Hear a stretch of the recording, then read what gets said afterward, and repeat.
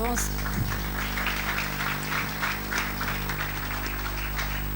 fait, je suis très émue parce que je trouve que cette ambiance est magnifique, que les Quinois se réunissent, que les gens qui vivent dans cette ville qui a plein de contrastes décident de s'occuper de cette thématique.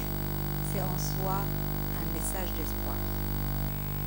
C'est tellement important qu'on puisse se pencher sur des personnes qui, souvent, parce que malheureusement les êtres humains, on a un regard qui est souvent très superficiel. Donc, une personne avec un handicap physique qui parfois n'est même pas inné, mais qui est arrivé en cours de la vie, c'est pas une personne qui ne peut pas exceller dans la vie. Mais mieux encore, c'est une personne qui parfois, quand on se pose la question pourquoi le handicap, on est peut-être un peu responsable. Peut-être qu'il y avait une guerre qu'on n'a pas pu prévenir. Peut-être qu'il y avait des mines qui sont dans des endroits où il ne fallait pas être. Peut-être qu'à l'hôpital où cette personne devait se soigner, il n'y avait pas les soins. Donc peut-être qu'on a quelque part une responsabilité. Donc je pense que de pouvoir s'asseoir aujourd'hui, regarder ça, ça va nous permettre de revoir un peu comment on fait pour apporter une contribution positive sur le court, moyen et long terme.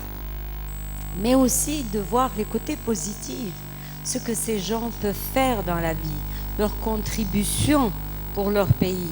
On a parlé de personnes qui sont passées, ils sont connus, on a parlé de présidents, on a parlé de chanteurs, on a parlé de danseurs, mais il y a dans la vie au quotidien des personnes qui apportent une contribution extraordinaire qui n'est pas visible, parce qu'elle est peut-être dans la famille, elle est peut-être dans le quartier, elle est peut-être pas visible à nous tous. Donc je pense que c'est en soi un message positif et nous sommes là pour travailler avec vous, pour essayer de voir comment on peut faire en sorte que ce message passe, mais aussi donner le temps aux gens de penser aux autres, de faire en sorte que ces gens ne soient pas dans la rue à mendier, mais de penser à faire un projet qui permet d'insérer les gens, chacun selon ses capacités, chacun selon ce qu'il peut ou ce qu'elle peut faire. Et c'est pas impossible et c'est pas sorcier. C'est juste qu'il faut avoir la volonté, c'est juste qu'il faut avoir un peu de temps pour regarder les autres et pour se dire qu'est-ce que je peux faire dans cette situation. C'est aussi de ne pas oublier la solitude des parents qui sont confrontés à une situation pareille. La solitude et la souffrance. Moi, j'ai des personnes vivant avec handicap dans ma famille. Et je sais la douleur que c'est pour les parents qui ont peur qu'un jour ils vont partir, ils les laisseront seuls.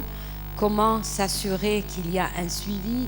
Donc il y a beaucoup de choses qu'on peut faire pour alléger la souffrance, pour donner plus d'espoir, pour construire sur l'avenir, pour voir comment on peut lutter contre les maladies qui peuvent provoquer ce genre de handicap, parce que parfois c'est des mariages consanguins, parfois il y a beaucoup de choses sur lesquelles on peut se pencher, on peut travailler. Donc pour moi, c'est vraiment une touche positive. C'est Kinshasa qui regarde autre chose que de parler que de la guerre ou que des problèmes autres qui parfois nous ont tous occupés. Donc c'est un message positif. Donc voilà, moi je vous dis bravo pour ce que vous faites et si je peux faire quelque chose, je le ferai avec plaisir. Merci.